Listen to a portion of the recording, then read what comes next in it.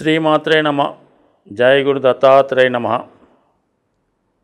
ఈ వీడియోలో మనం కేతుగ్రహం యొక్క ప్రభావం వివిధ రాశుల మీద ఏ విధంగా ఉండబోతుంది అన్న విషయాన్ని మనం పరిశీలిద్దాం. కేతువు, రాహువు అందరికీ తెలుసు, ఇవి ఛాయాగ్రహాలు.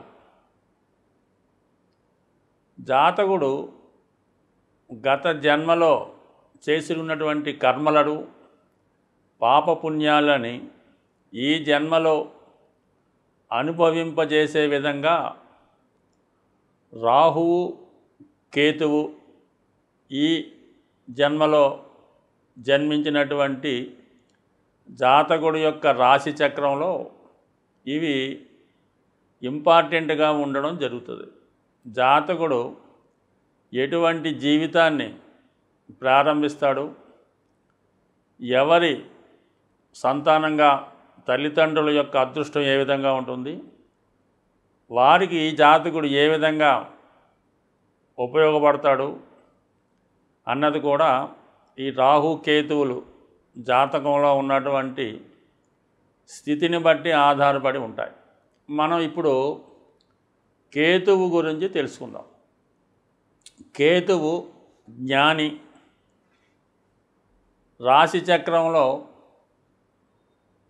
సహజ అష్టమ రాశి అయినటువంటి వృశ్చిక రాశిని స్వక్షేత్రంగా కలిగి ఉంటాడు. అంటే కుజుడితో పాటు మరి కేతువు కూడా దానికి అధిపతిగా షేర్ చేసుకోవడం జరుగుతుంది. కుజుడు అగ్నితత్వ గ్రహం, రాహువు అగ్నితత్వ గ్రహం. అగ్నితత్వ గ్రహం అంటే దహించి వేస్తుంది, అగ్ని ప్రమాదాలకు కారణమవుతుంది. అంటే ఏదైనా ప్యూరిఫై చేస్తూ ఉంటుంది. ఏదైనా సరే అగ్ని అన్నది ప్రతిదాన్ని ప్యూరిఫై చేస్తూ ఉంటుంది. బంగారాన్ని మేలిం బంగారంగా స్వచ్ఛమైనటువంటి ఒక నగగా తయారు చేయాలన్నా కూడా అగ్ని అవసరం ఉంటుంది. అటువంటి అగ్నితత్వ గ్రహం కుజగ్రహం. ఇది డిటాచ్మెంట్ అన్నమాట. రాహు ఏమో అటాచ్మెంటు. అంటే రాహు కేతువుల్లో రాహు మొండంగాను, రాహు తలగాను, కేతువు తలలేని మిగతా శరీరాన్ని చెప్పడం జరుగుతూ ఉంటుంది. అయితే కేతువు తలలేని శరీర భాగాన్ని మనకి చెప్తూ ఉంటుంది. ఒక వ్యక్తి తలలేని ఒక వ్యక్తి హృదయంతో ఆలోచిస్తూ ఉంటాడు. తల ఉన్న వ్యక్తి అంటే మామూలుగా రాహు ఏంటంటే కోరికలకు కారణం అవుతుంటుంది. దానికి తల ఉండడం వలన అనేక రకాల ఆలోచనలకి, అనేక రకాల కోరికలకి కారణం అవుతుంటాడు. భూమి మీద ఉన్నటువంటి సమస్త భోగాలు, సమస్త వైభోగాలు అన్నీ కూడా తనకే కావాలనే దురాశాపరుడు రాహు. అయితే కేతువుకి తల లేకపోవడం వలన భూప్రపంచం మీద ఉన్నటువంటి అన్ని కష్టాలకి, అలాగే అంత వైరాగ్యానికి, ఏమీ ఆశించకుండా ఫలితాన్ని పొందడానికి, అంతరించిపోతున్న సంస్కృతిని, జాతిని కాపాడడానికి కేతువు కారణం అవుతుంటాడు. కేతువు చాలా జాలి అయిన హృదయాన్ని కలిగి ఉంటాడు. ఏది ప్రతిఫలం ఆశించకుండానే హెల్ప్ చేసే ప్రయత్నం చేస్తూ ఉంటాడు. ఎవరు ఏమి చెప్పినా కూడా దాన్ని అంగీకరిస్తూ ఉంటాడు. ఎవరిని బాధ పెట్టే ఉద్దేశం కూడా ఉండదు. ఈ విధంగా కేతువు ఏమీ లేనితనానికి పూర్తిగా వైరాగ్యంలో ఉన్నటువంటి అవధూతలకి, అటువంటి లక్షణాలు కలిగి ఉన్న వాళ్ళకి కేతువు కారణం అవుతుంటాడు. కేతువు లగ్నమందు ఉన్న జాతకుడు ఇతరులకి ఉపయోగపడాలనే ఆలోచన చేస్తుంటాడు. తన దగ్గర ఉన్నటువంటి సర్వస్వం ఇతరులకు ఇవ్వాలని ఆలోచిస్తూ ఉంటాడు. లేని వారిని ఎంకరేజ్ చేస్తుంటాడు. చదువు రాని వారికి చదువు చెప్పే ప్రయత్నం చేస్తూ ఉంటాడు. ఈ విధంగా ప్రతిఫలం ఆశించకుండా కేతువు లగ్నంలో ఉన్నవారికి ఉపయోగపడుతుంటాడు. ఏదైనా కేతుగ్రహం యొక్క ప్రభావం ఉన్న జాతకులు వారితో ఎవరు స్నేహం చేసినా వారికి చక్కని మార్గం చూపించి జాతకుడిని మంచి మార్గంలో పెట్టే ప్రయత్నం చేస్తాడు కేతుగ్రహం. పూర్వజన్మలో ఉన్నటువంటి రుణాలని తీర్చుకునే విధంగా ఈ జన్మలో వాటిని పొందే విధంగా జాతకుడు చేస్తూ ఉంటాడు. ఒకరు మీ దగ్గర నుంచి రుణం తీసుకొని ఎగ్గొట్టినా, అలాగే మీ యొక్క రక్త సంబంధికులు కొంతకాలం పాటు మీ దగ్గర ఉండి తర్వాత వాళ్ళు వేరే లోకానికి వెళ్ళినా, అలాగే మీ తండ్రి గారు, మీ సంతానము, మీ భార్య, అన్నదమ్ములు ఇవన్నీ కూడా ఈ రుణానుబంధాలని కేతువు తీర్చే విధంగా చేస్తూ ఉంటాడు. జాతకుడికి ఎటువంటి బంధం లేకుండా పూర్తిగా ఒక సన్యాసిగా ఒంటరివాడిగా చేసి తన యొక్క శరీరం నుండి ఆత్మని వేరు, అంటే ఆత్మ వేరు శరీరం వేరు అని తెలుసుకునే విధంగా కేతువు జాతకుడిని అనేక రకాల పరీక్షలకు గురి చేసి అనేక రకాల టెస్టుల తర్వాత జాతకుడిని పరిపూర్ణ వ్యక్తిగా మార్చి పూర్తిగా భగవంతుణ్ణి చేరే విధంగా ఈ జన్మలో జాతకుడికి సహాయపడే గ్రహం కేతుగ్రహం. కేతువు సింహరాశి వారికి మిత్రగ్రహం. సింహరాశి రాజ్యకాంక్ష కలిగినటువంటి రాశి. సూర్యుడు రాజ్యాధికారాన్ని, అధికార హోదాన్ని కారణమవుతూ ఉంటాడు. ప్రభుత్వ సర్వీసులకు కూడా మరి రావాలంటే రవి జాతకంలో బలంగా ఉండాలి. అలాగే మరో అగ్నితత్వ గ్రహమైనటువంటి కుజుడు బలంగా ఉండాలి. కేతువు కూడా మరి ఒక విధంగా అగ్నితత్వ గ్రహం. మరి ఈ 3 గ్రహాల ప్రభావం జాతకుడి మీద బలంగా ఉంటే జాతకుడు ఖచ్చితంగా ఒక అధికార హోదాన్ని కలిగి ఉంటాడు. ఒక భక్తి సామ్రాజ్యానికి చక్రవర్తి కావాలంటే కేతువే ప్రధాన కారణం అవుతూ ఉంటాడు. కేతు అనుగ్రహంతో మరి చాలా అగ్రగణ్యులుగా ఉన్నటువంటి వారు ఏంటంటే మనకి భక్త రామదాస్ అనుకుందాం, త్యాగయ్య, మరి అన్నమయ్య, ఇటువంటి ప్రవచనకారులు అవ్వచ్చు, అలాగే శంకరాచార్యులు లాంటి వాళ్ళు కూడా వాళ్ళు ఏమాత్రం ధనానికో సుఖానికో భోగాలకో ఆశించకుండా కేవలం ముక్తి మార్గంలో నడుస్తూ భగవంతుని సేవకే అంకితమైన వాళ్ళు ఈ వ్యక్తులు. గొప్ప పేరున్నటువంటి వాళ్ళు అందులో చాలామంది ఉంటారు. దాంట్లో మనకి ఈ రాజ్య అధికారం కావాలన్నా, ప్రధానమంత్రులు, ముఖ్యమంత్రులు లాంటి వాళ్ళు కావాలన్నా కూడా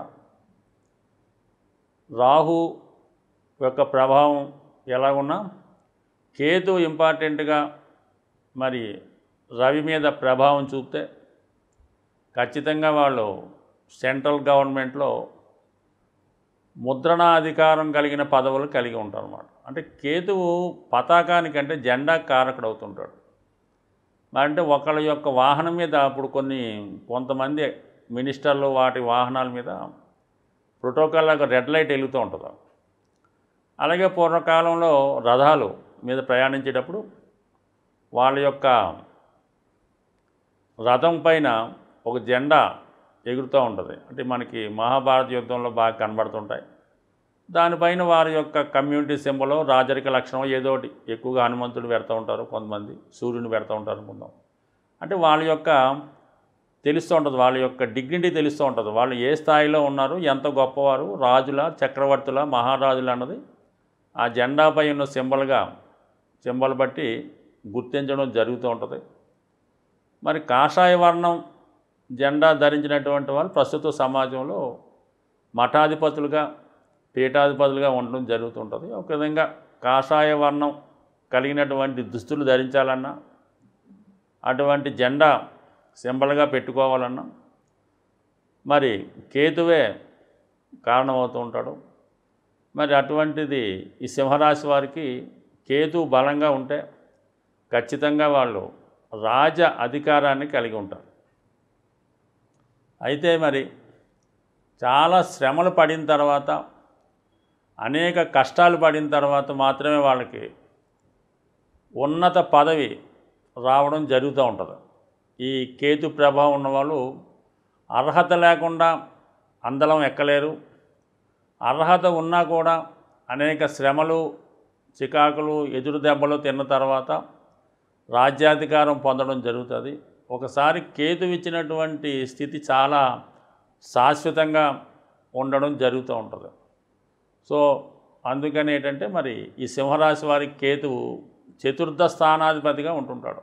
4వ స్థానానికి అధిపతి అవటం వలన సహజ అష్టమ స్థానం అయినటువంటి వృశ్చిక రాశి సింహరాశి వారికి 4వ స్థానం అవటం వలన సాధ్యమైనంత వరకు పెద్దలు ఇచ్చినటువంటి ఆస్తులు కానీ, వారసత్వంగా వచ్చినటువంటి ఆస్తులు చాలా వరకు వీళ్ళు పోగొట్టుకోవడం జరుగుతుంది. దానికన్నా మరి ఎవరికన్నా దానం చేయడమో, లేదంటే వాళ్ళ సంతానానికో, పిల్లలకో, వాటికో వాళ్ళు ఉండగానే ముందుగానే వాళ్ళ పేరుతో ట్రాన్స్ఫర్ చేయడమో, లేదంటే ఏదైనా దేవస్థానానికి విరాళంగా ఇవ్వడమో, మరీ జాతకం బాగులేకపోతే అవి అన్యాక్రాంతం అవడమో జరుగుతుంది. ఏదైనా సింహరాశి వారు పేరు మీద ఉన్నటువంటి ఆస్తులు వాళ్ళు స్థిరంగా మాత్రం దాచుకోలేరు, ఎంతో శ్రమపడి కష్టపడితే తప్ప.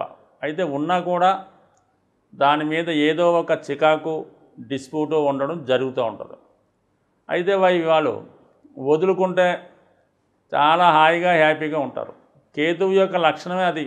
ఏ బంధాన్ని కూడా ఉండనివ్వడం. ముఖ్యంగా చతుర్థ భావం కాబట్టి తల్లి యొక్క బంధం, సొంత ఊరు, సొంత ఆస్తి, సొంత మనుషులు, సొంత సుఖాలు ఇవన్నీ వదులుకున్నప్పుడే జాతకుడు అగ్రగామి స్థాయికి, ఉన్నత స్థాయికి వెళ్ళి తాను అనుకున్నటువంటి లక్ష్యాన్ని చేరుకోగలుగుతాడు. ఈ బంధాలు ఉన్నంత వరకు అతడు తన లక్ష్యాన్ని చేరుకోలేడు. ఖచ్చితంగా ఒకటి కావాలంటే వీళ్ళు ఇది వదులుకుంటేనే వాళ్ళు మోక్షాన్ని, భగవంతుడిని చేరుకొని కలకాలం నిలబడే నేమ్ కలిగి ఉంటారు. అంటే దీనికంతా మరి కొన్ని ముందు వదులుకొని సుఖాలు ఇలాంటివి వదులుకుంటే 100% ఈ సింహరాశి వారు చిరస్థాయి అయినటువంటి కీర్తిని కలిగి ఉంటారు. సో ఒక విధంగా మనకి మరి రాజీవ్ గాంధీగా అంతేనా, రాజీవ్ గాంధీ గారి జాతకంలో కూడా అయింది సింహలగ్నం, చతుర్థం మరి వృశ్చిక రాశి అవటం వల్ల ఆయన ముందు జీవితంలో తల్లిగారికి దూరంగా మొత్తం ఆస్తి ఎంత సంపద ఉన్నా కూడా అవన్నీ వదిలిపెట్టి పూర్తిగా ఎక్కడో ఒక పైలట్గా తను ఇష్టపడిన అమ్మాయితో జీవితం గడుపుతుండగా మరి హాయిగా ఉండేవాడు. అప్పుడు తిరిగి మళ్ళా అనుకోకుండా ఈ రాజ్యభారం స్వీకరించడం వల్ల మరి అక్కడ నుంచి అయినటువంటి కష్టాలు, ఆయన స్ట్రగుల్ మనకి అర్థమవుతుంటుంది. సో ఏదైనా ఇది ఉదాహరణ తప్ప మరి చాలా సబ్జెక్ట్ పరంగానే తీసుకోవాలి తప్ప దీని విమర్శలకు తావలేదు. ఏదైనా కేతు కొన్ని కావాలంటే కొన్ని వదులుకోవాలి. సింహరాశి వారికి అధికారం కావాలంటే వారికి సంబంధించినటువంటి సుఖాలు, సౌఖ్యాలు, బంధాలు వదులుకుంటే చాలా టాప్లోకి వెళ్ళే అవకాశం ఉంటుంది. ఈ కలియుగంలో పరిహారాలు అంటూ ఉంటే 2 గ్రహాలకి పరిహారం చేసుకుంటే సరిపోతుంటుంది. ఒకటి రాహుకి, 2 కేతువుకి. మరి రాహుకి పరిహారం అంటే అమ్మవారి ఆరాధన, మరి కేతువు పరిహారం అంటే విఘ్నేశ్వరుడు. అందుకనే మరి ఈ కేతు అనుగ్రహం కావాలంటే విఘ్నేశ్వరుణ్ణి ఆరాధించవలసి ఉంటుంది. ముఖ్యంగా ఏ పని ప్రారంభించినా ఈ కేతుగ్రహ ప్రభావం గల రాసుల వారు ఎవరైతే ఉంటారో వాళ్ళు, అలాగే ముఖ్యంగా కేతు దశ జరుగుతున్న కేతు నక్షత్రాలైనటువంటి అశ్విని, మఖ, మూల నక్షత్రాలు, అలాగే ఈ కేతువు కన్యా రాశిలో ఉన్న మిథున రాశిలో ఉన్నా, లేదు మనం వివాహ కోసం ప్రయత్నం చేస్తున్నప్పుడు సప్తమ స్థానంలో కేతు ఉన్న, ఈ విధంగా కేతు ఏ భావంలో ఉంటే ఆ భావాన్ని ఇబ్బంది పడతాడు. అసలు దేనికి సంబంధం లేకుండా జన్మజాతకంలో ఈ కేతువుకి బుధుడికి ఉన్న సంబంధం వల్ల కూడా జాతకుడికి అనేక ఆటంకాలు ఏర్పడడం జరుగుతూ ఉంటుంది. మరి దీనికి ఏకైక మార్గం కేతుగ్రహ ఆరాధన. అంటే కేతువుకి మనం ప్రసన్నం చేసుకోవాలంటే ఒకటి విఘ్నేశ్వరుణ్ణి ప్రతి మంగళవారం పూజించుకోవడం వల్ల, ఉలవలు నానబెట్టి ఉడకబెట్టి గుర్రాలకు ఆహారంగా ఇవ్వడం వల్ల, గణపతిని గరికతో అర్చన చేసుకోవడం, ముఖ్యంగా విఘ్నేశ్వరుడికి ఉండ్రాళ్లతో అభిషేకం, ఉండ్రాళ్లతో హోమం చేయడం, సంకష్టహార చతుర్థి రోజు ఉపవాసం ఉండి ఆ రోజు విఘ్నేశ్వరుని విధి విధానంగా పూజించడం, ముఖ్యంగా వృద్ధుల్ని, అనాథల్ని, మతి స్థిమితం లేని వాళ్ళని ఆదరించి వాళ్ళకి ఏదో విధమైనటువంటి రక్షణ కల్పించడం, కానీ వాళ్ళకి ఏదైనా వాళ్ళకి కోరుకున్నటువంటి బహుమతి లాంటిది, వాళ్ళకి ఏదైనా వస్త్రాలు, దుప్పట్లో, జేళ్ళు, చెప్పులు ఏదో ఒకటి బహుకరించడం వల్ల, అంటే ఎవరైతే మతి స్థిమితం తప్పి అలాగ అనాథలుగా తిరుగుతుంటారో, వాళ్ళని ఎవరైతే పట్టించుకోరో అటువంటి వ్యక్తి మీకు కనబడితే అది ఒక విధంగా మీ అదృష్టంగా భావించవలసి ఉంటుంది. వాళ్ళకి మీరు ఏదో విధంగా వాళ్ళకి సంతోషపట్టే విధంగా ఏదో ఒక బహుమతి ఇవ్వడం వల్ల మీకు కేతుగ్రహ అనుగ్రహం లభించే అవకాశం ఉంది. సో ఈ విధంగా అంటే అన్నీ వదులుకొని కొంతమంది ఉంటారు, అటువంటి వాళ్ళకి సేవ చేయొచ్చు. అలాగే మరి కొంతమంది కనబడుతూ ఉంటారు మీకు, వాళ్ళకు కూడా మీరు ఏదో విధంగా ఏదో ఒక సహకారం చేయడం వల్ల, ముఖ్యంగా సాధువులకి ఎండు ద్రాక్ష పంచిపెట్టడం కానీ, వాళ్ళకి ఇవ్వడం కానీ, ఏదైనా విఘ్నేశ్వరుడికి డ్రై ఫ్రూట్స్ ప్రసాదంగా పెట్టి అవి చిన్నపిల్లలకి పంచిపెట్టడం వల్ల కంపల్సరిగా కేతు యొక్క అనుగ్రహానికి పాత్రలవుతారు. కంపల్సరిగా మీ యొక్క గృహంలో విఘ్నేశ్వరుడి చిత్రపటం ఉండి తీరవలసిందే. అలాగ ఉన్న రోజు మీకు ఎటువంటి ఆటంకాలు లేకుండా ఉండే అవకాశం ఉంది. స్వస్తి.